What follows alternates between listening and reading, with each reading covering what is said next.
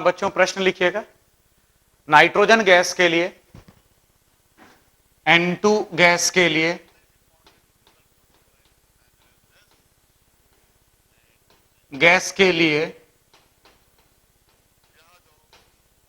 Boil ताप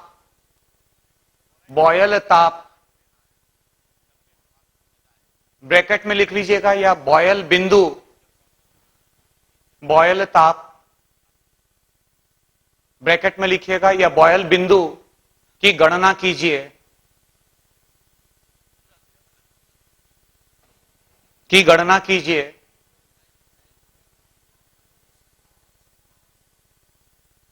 यदि N2 gas के लिए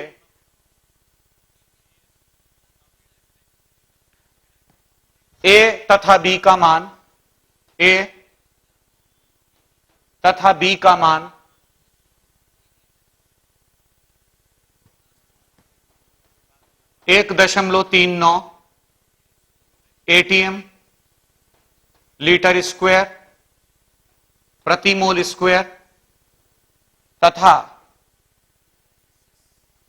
0.39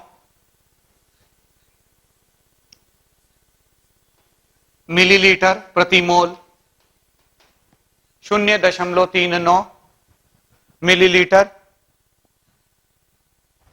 ये 0.39 बच्चों आगे से शून्य हटा दो क्योंकि काफी कम हो जाएगी वैल्यू, नहीं तो ये चेक करिएगा। जो B is equal to 39 millilitre प्रति मोल है, 39 मिलीलीटर प्रति मोल है, राइट। अब इकाई भी बराबर से चेक कर लीजिएगा। मैंने आपको ऑलरेडी जो A और B है, वो छोटा a और छोटा b है, उसके लिए इकाई मैंने दे दी है। तो 1.39 जो छोटा a है, उस छोटा a का मान नाइट्रोजन गैस के लिए 1.39 एटमॉस्फेयर लीटर स्क्वायर प्रति मोल स्क्वायर है तथा इसका 39 मिलीलीटर प्रति मोल है। अब आपसे बॉयल बिंदु पूछ रहा है कि बॉयल बिंदु का मान क्या होगा। ये जितने भी क्वेश्चंस है बच्चों, आज जो क्वेश्चंस अपन ले रहे हैं, इसके अंदर बेसिकली सूत्र का इंपॉर्टेंस बहुत ज्यादा है। मतलब आपको सूत्र जो है वो हर हालत में पता होना चाहिए। अगर सूत्र आपको बच्चों पता नहीं है, तो फिर बहुत मुश्किल हो जाएगी, क्योंकि लॉजिक नहीं लगा पाओगे आप, इसमें लॉजिक काम नहीं कर सकता। अब बॉयल बिंदु आपको गणना करनी है। यहां बैठा हुआ हर बच्चा अच्छी तरीके से जानता है कि बॉयल बिंदु वह ताप होता है जहां पर कोई वास्तविक गैस पर्याप्त दाब की मात्रा में आदर्श गैस के समान व्यवहार करती है। हर बच्चा यह अच्छी तरीके से जानता है, यह वो ताप होता है जहां पर के एक सर्टेन प्रेशर के ऊपर जो हमारी गैस होती है वो आदर्श गैस की तरह व्यवहार करती है। तो अब यहां पर A और B का मान दे रखा है। बॉयल बिंदु मैंने आपको बताया हुआ था, TB is equal to, check करिएगा सभी बच्चे, TB is equal to A upon RB होता है। TB is equal to A upon RB होता है। A का मान आपको दे रखा है, बट मेहरबानी करके बच्चों इकाई का खास ध्यान रखना होता है। A का मान आपको दे रखा है 1.39 बटे में R जो है वो R का मान, क्योंकि यहां पर चेक करिए जो A का मान है वो एटमॉस्फेयर में आपको दे रखा है, इसीलिए R का मान मैं ATM में लूंगा 0.0821। यहां पर बैठा हुआ हर बच्चा जानता है इट इज 0.0821 एटमॉस्फेयर लीटर पर केल्विन पर मोल, ये होता है। जो R है उस R का मान 0.0821 एटमॉस्फेयर लीटर प्रति केल्विन प्रति मोल होता है, राइट। तो ये आपने R का मान लिया इनटू B आपका है 39। बट चेक करिएगा बच्चों, जो A है वो A लीटर में है, A का मान आपको लीटर में दे रखा है, राइट। तो इसीलिए जो B है वो B भी लीटर में आपको कन्वर्ट करना पड़ेगा। यहां पर आपको मिलीलीटर में दे रखा है, तो जब आप इसको कन्वर्ट करोगे, राइट, 1 लीटर बराबर 1000 मिलीलीटर होता है, या 1 मिलीलीटर बराबर 10⁻³ लीटर होता है। तो 39 इंटू 10⁻³ हो जाएगा। यहां से आपको बॉयल ताप पता चल जाएगा, राइट। वो बच्चों अब आप कैलकुलेट करना पड़ेगा, 1390 अपॉन 0.0821 इंटू 39। जल्दी से बच्चों बताइए मुझे कि ये कितना मिलेगा आपको। ये आपको केल्विन में प्राप्त होगा, कैलकुलेशन थोड़ी सी लंबी है, राइट। ये आपको केल्विन में प्राप्त हो जाएगा।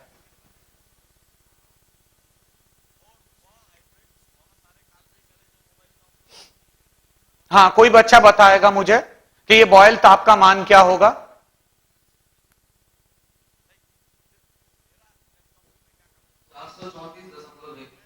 चार सौ 434.1, राइट। ये बिल्कुल सही आपने कहा है, ये अप्रोक्सीमेटली इतना ही मिलेगा, 434.1 केल्विन। ये बॉयल ताप है, और बॉयल ताप क्या है वो आप अच्छी तरीके से जानते हैं, राइट। अगला क्वेश्चन लिखिएगा बच्चों, वॉन्डरवॉल समीकरण का अगला क्वेश्चन लिखिएगा। वैंडरवॉल समीकरण का इस्तेमाल करके ए के मान की गणना करो, ए के मान की गणना करो, ए के मान की गणना करो यदि 2 मोल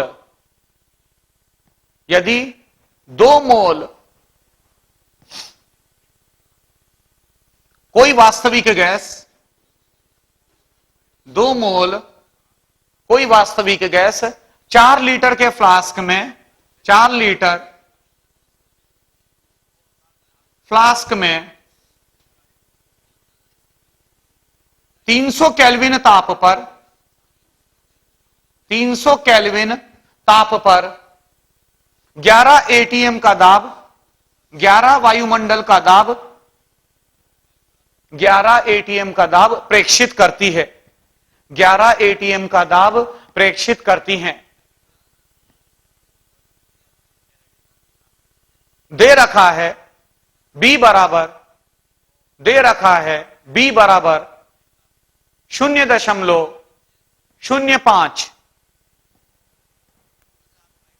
B is equal to 0.05 litre प्रति मोल, राइट। बच्चों ए के मान की गणना करनी है आपको। अब यहां पर हम क्या करेंगे, ये सारे डाटा आपको दे रखे हैं, वैंडरवॉल समीकरण का आपको इस्तेमाल करना है।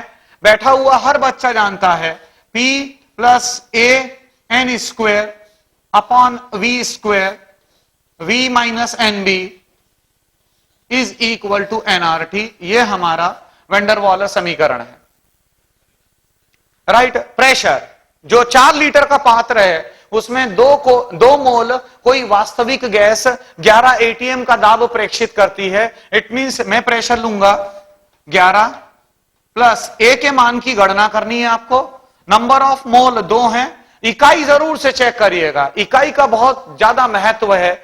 ये मैंने पहले ही कहा है कि वास्तविक गैसों में बच्चों छोटे छोटे सूत्र इस्तेमाल करने होते हैं, तो इसीलिए वहां पर इकाई का महत्व बहुत बढ़ जाता है।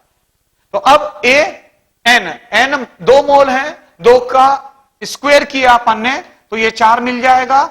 4 लीटर का पात्र है, उसका स्क्वायर करोगे तो 16 प्राप्त होगा। अभी तक कोई इकाई का चेंज नहीं करना पड़ रहा है क्योंकि प्रेशर ऑलरेडी एटीएम में दे रखा है आपको, आयतन ऑलरेडी लीटर के अंदर है, तो किसी तरह का बच्चों कोई परिवर्तन नहीं करना है, राइट।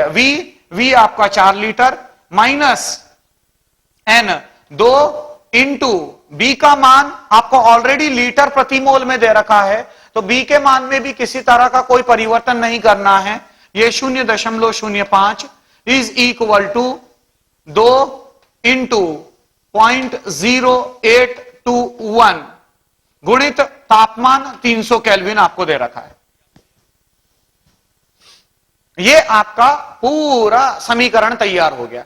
अब इसको हल करने की बारी है, मतलब इसको कैलकुलेशन भी ज्यादा मुश्किल नहीं है। 11 प्लस ए बटा 4 और यहां पर आ जाएगा 4 माइनस 0.1 मतलब 3.9 मिल जाएगा, is equal to 2 into 24.63, that is 6 12 9 4 49.26।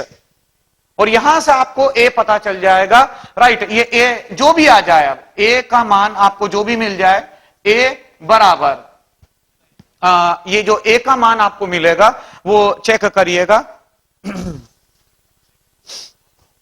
ए का मान आपको मिल जाएगा 6.523, 6.523 इकाई रहेगी, क्योंकि जो आर है वो आर आप, या ये जो प्रेशर है वो एटमॉस्फेयर में है, तो यहां पर 6.523 एटमॉस्फेयर वॉल्यूम लीटर में है, लीटर स्क्वायर प्रति मोल स्क्वायर, ये आपको मिल जाएगा। ठीक, अगला क्वेश्चन बच्चों लिखिएगा, अगला क्वेश्चन लिखिएगा जल्दी से। 1 मोल वेंडरवॉल गैस, 1 मोल Van der Waals gas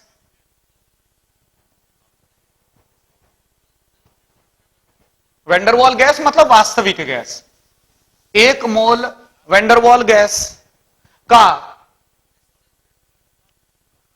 0 degree centigrade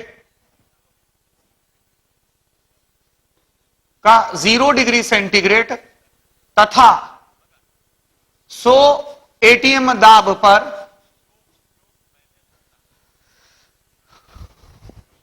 0 degree centigrade तथा 100 एटीएम दाब पर संपीड़क गुणांक का मान 0.5 है, Z का मान 0.5 है। यदि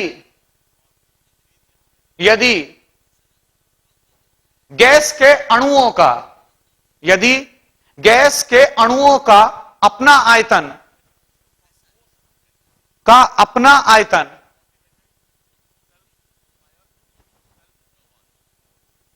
नगण्य माना जाए, तब ए के मान की गणना कीजिए।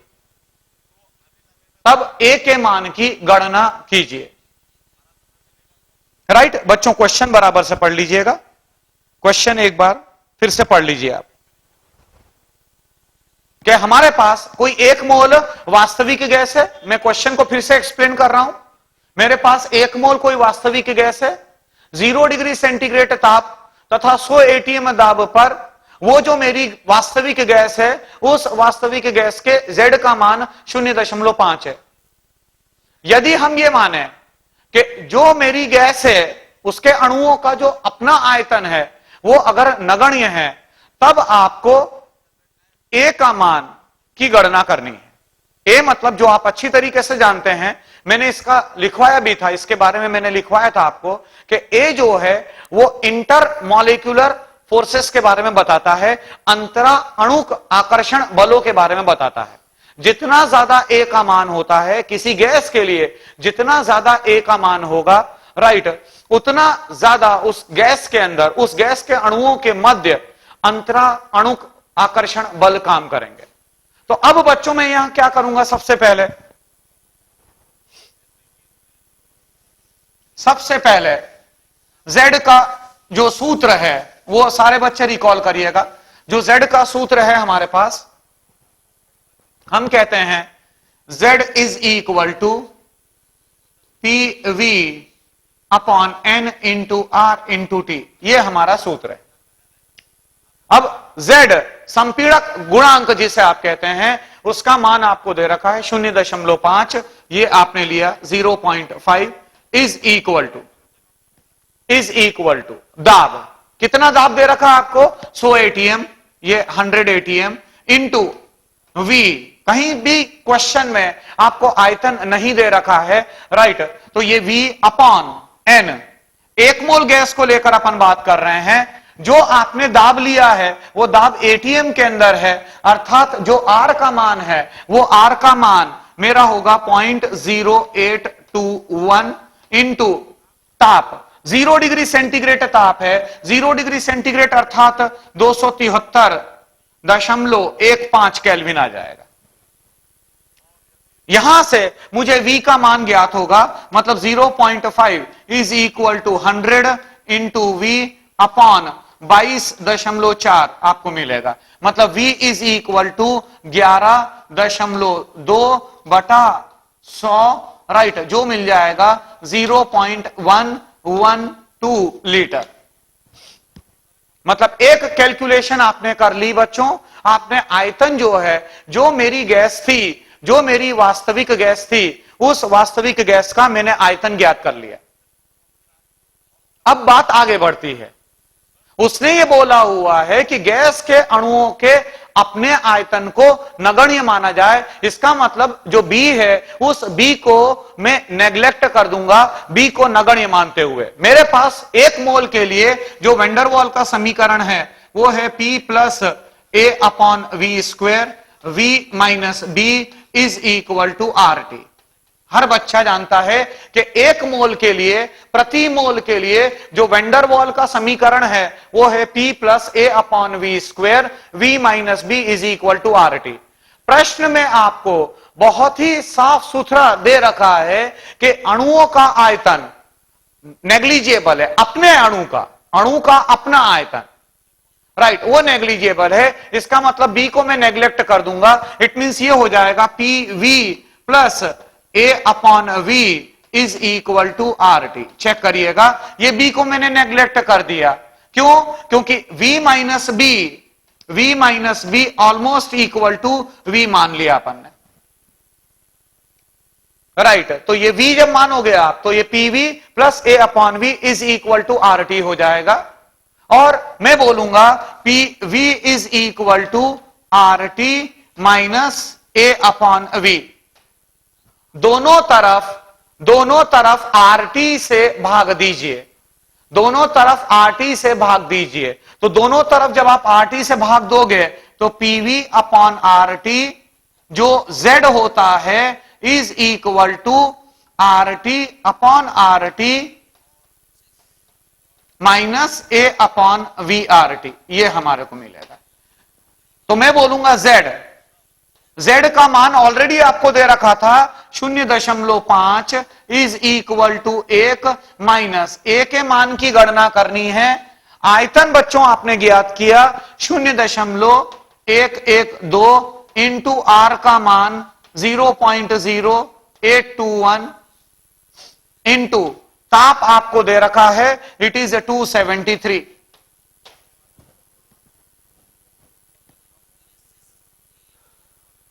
Right. Z is equal to RT upon RT cancel out हो जाएगा, यहां 1 आ जाएगा। माइनस A के मान की गणना करनी है। V आपने वहां से पता कर लिया था, ये V का मान आपने लिखा यहां 0.112 इंटू 0.0821 इंटू ताप 273 केल्विन। यहां से A का मान आपको ज्ञात हो जाएगा, राइट, वही आपका उत्तर होगा। जो भी आपका A का मान आ जाए, अपन उस पर नहीं जाते। A बराबर, राइट, इकाई का बस ध्यान जरूर से रखिएगा। वैसे मैं बताऊं आपको, जो A का मान मिलेगा वो A का मान यहां पर मिलेगा 1.25 मिलना चाहिए। A बराबर 1.253, राइट। और इकाई आप अच्छी तरीके से जानते हैं, राइट, इकाई होगी एटमॉस्फेयर लीटर स्क्वायर पर mole square, atmosphere litre square पर मोल स्क्वायर, राइट। अब बच्चों क्रिटिकल टेम्परेचर पर मैं आ रहा हूं। ये मैंने आपको कुछ क्वेश्चंस बताए कि जहां पर किस तरीके से वेंडरवॉल समीकरण का